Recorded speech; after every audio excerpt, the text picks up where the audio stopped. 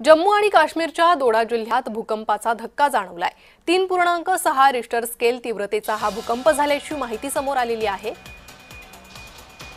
मध्यरात्री 2:47 भूकंपाचे धक्के जाणवलेत। एनसीएस नुसार भूकंप 5 किलोमीटर खोलीवर असल्याची माहिती समोर येते।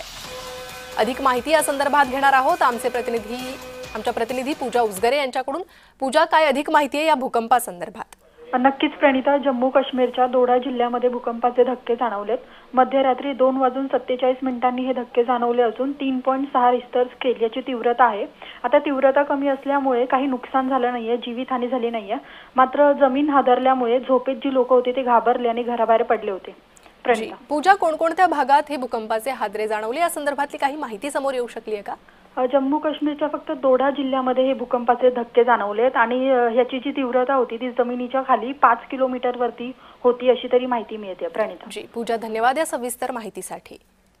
तर 5 किलोमीटर खोलीवर हा भूकंप झाल्याची माहिती समोर आलेली आहे।